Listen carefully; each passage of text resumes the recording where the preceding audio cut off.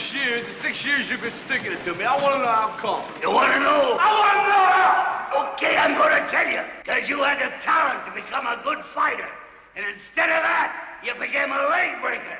Some cheap, second-rate loan shark. It's a living? It's a waste of life.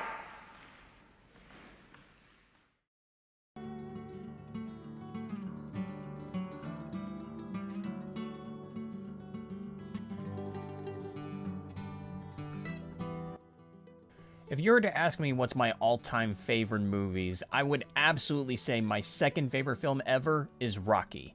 This film is just incredible, and it's one of the best. It's one of my personal favorite franchises to watch ever, and I never get tired of it whenever I rewatch these movies. Rocky is the first movie to start the sports story drama kind of story arc for film, especially for boxing, that you can now pretty much say is kind of dated and cliche. And you may think that I'm just being biased for saying this, but honestly, when I keep rewatching Rocky, it never feels dated. I don't know if it's nostalgia goggles I've always have on when watching it, but I never heard of anybody that said it was cliche, bash this movie down, say that it doesn't work. Nothing negative about the film at all. I have to assume that one of the biggest reasons why the film works on so many levels is precisely because of Stallone's passion behind the project, and how much he makes the character of Rocky Balboa work. As if Rocky's underdog story and working hard to achieve his goals is mimicking Sylvester Stallone in real life by doing everything he can to make this movie happen and work the way he'd wanted to. Rocky is one of those characters that you can never see him being played by anyone else, and that's a rare thing to say.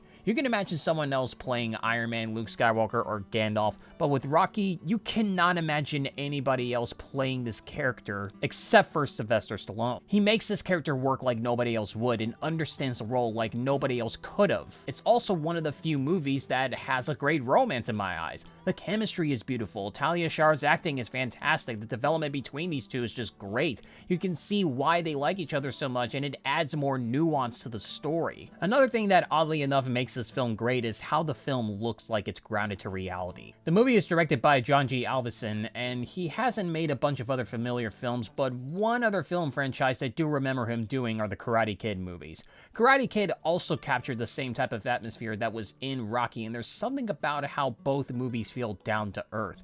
There's a lot of quiet moments during the film where it will play no music and have Rocky walk around Philadelphia randomly talking with strangers, family, friends, or just walking, doing nothing that important at all, and it fits the tone of the movie perfectly. This film was on a pretty low budget, and I have to say it's one of the rare occasions where the cheapness of the movie makes it better.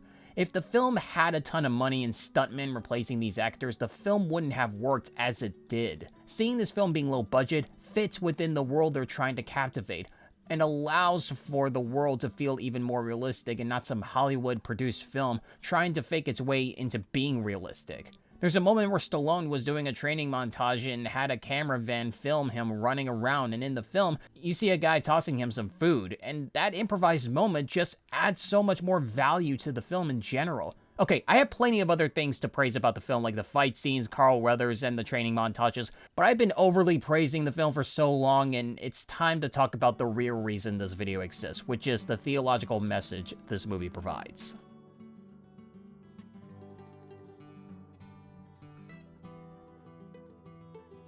Proverbs chapter 10 verse 4 through 5 says this: "A slack hand causes poverty, but the hand of a diligent makes rich. He who gathers in the summer is a prudent son, but he who sleeps in harvest is a son who brings shame." I bring up this verse because I do believe that a lot of us as Christians would universally agree that God doesn't create us to be lukewarm or live a comforting life. It sounds decent and pleasant, but it doesn't bring us to anything meaningful or valuable. If we have raw talent that could be served into something that's supposedly bigger than what we can imagine, I do believe God calls us to go put these things to good use and not waste them. Not so that we can have an easygoing life and make things fine and happy, but to do things that are impactful and good. So in the movie Rocky, a lot of us see ourselves as Rocky, but we also want to have a personality like Rocky. The world that he lives in is filled with such despair, loneliness, and aggression, but the fact that he sees people with some genuine decency, and even though they could be rough to him, like Paulie, Mickey, his criminal mob boss, and sparring partners, he never really judges them or condemns them. However, the film tricks us into liking Rocky so much that once we see people treating him with disrespect, we forget that in the beginning, Rocky shouldn't be made out to be the good guy. Of course, there are moments when Rocky gets verbally abused by others, unjustingly so, and shows implications of him having a dark past with his family, but the life that he used to live is not something that we should respect or follow him in his footsteps at all. Even though we as the audiences get frustrated alongside Rocky when he does get a bad rep, the reason why he does get called a bum and at times doesn't gain some respect comes from good reasoning when you figure out who Rocky used to be. Because you had the talent to become a good fighter, and instead of that, you became a leg breaker, some cheap second-rate loan shark. Rocky had a meaningless and lazy-handled life. He never once uses the talents he has for something better than himself. He instead uses it for survival without any need of risk. What's even worse, he uses them to be in a line with a criminal mob boss, thus makes his character in general even less respectable. Here is where the core of the film becomes so impactful for a lot of people. You can live a life that contains tons of comfort, have a likable personality, feel like a good person, and make your living very easygoing, but if you don't put your true gifts to good use, no matter how much you make yourself vulnerable, life becomes meaningless. Let's talk about the book of Exodus for a second. In Exodus, Pharaoh was trying to take control and abuse his power by making all of the Israelites slaves to hardworking labor and drown kids in the Israelite River. Now, in order for the Israelites to be free, God had a plan in mind, and part of his plan was to speak to Moses from a burning bush and give him a command to tell Pharaoh to release the Israelites on his behalf. However, during this conversation, Moses constantly rejected God and wanted somebody else to do it. Afterwards, God was fed up with him and disappointingly had his brother Aaron to help him out. I pointed out this story to show you how easily relatable it can be to feel what Moses is feeling. He was too scared to come out of his comfort zone and just simply be there to do exactly what God told him to do. However, the reason why God was mad at Moses for constantly rejecting him and not wanting to do the things he asked him to do was because all God wanted was for Moses to be there, and he knew he can give him the right tools to help him through it. The trouble that we see with Moses here is that fear kept consuming him and was afraid of what could happen because he never believed he could do something as perfect as he imagined what God wanted him to do. But all God wanted him to do in general was just to be there and at least try. He gave Moses all the proof he can ask to show he would be able to help him in any way, but because his confidence was so low, he just didn't want to do any of the work. Eventually, later on, you can see all of the amazing work Moses was able to do with God by his side. And now going back to rereading this section, you can see why God had the right to be mad at him, because all of the things Moses is capable of doing is inexcusable to say, no, I can't do it. And eventually, when Joshua becomes the new Moses, we're left with this verse. Have I not commanded you? Be strong and courageous.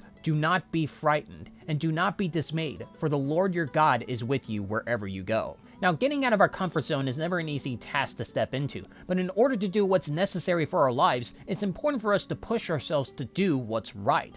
Rocky understands that exact same feeling. As soon as Rocky is finally up for the task to fight a real boxer who happens to be the worldwide champion, his emotions can override him at times because he knows he can't win without accepting things that are necessary for his help, such as Mickey being his trainer. What about my pride, Mick? At least you had a pride. I ain't had no pride. I ain't had nothing. I wouldn't want to fight that big fight that was going to happen to me. I want to get that. I want to get that.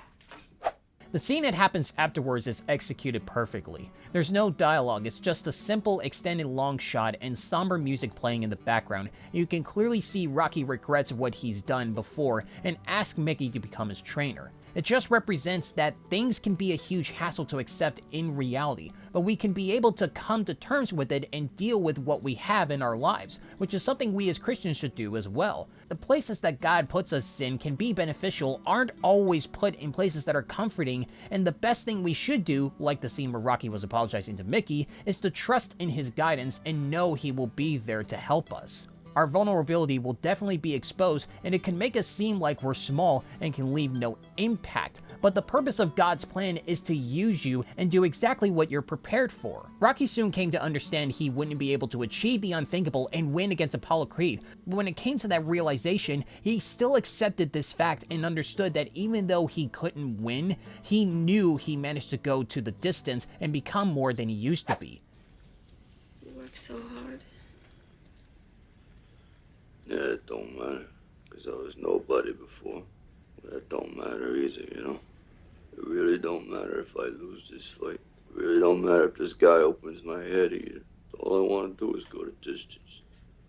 The film's ending is perfect and gives us a great reminder that the point of Rocky's preparation was never so that he could be the best and win. It was to prepare so that he could at least try, do what he was prepared to do, and give it all his best. Truly showing that he never was a nobody after all, and is in fact so much more than he realized. This is what we need to always remember. When we're called by God, even though we may expose our weaknesses and feel like we are a weakling, we should still give it our all and fulfill the purpose God has for us, because we are a lot more valuable than we give ourselves credit for. We shouldn't waste our lives, and we always need to live to the best of our abilities. I love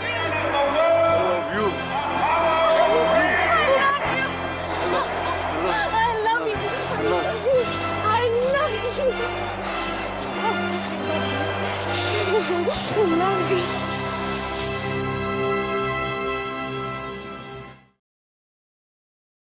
Thank you guys so much for watching this video. If you enjoyed what you see here, be sure to click that subscribe button and hit that notification bell right beside the subscribe button to be notified for future videos. And let me know in the comment section, what did you think of Rocky and all of the other Rocky movies? And what movie would you like for me to do a theological analysis on next?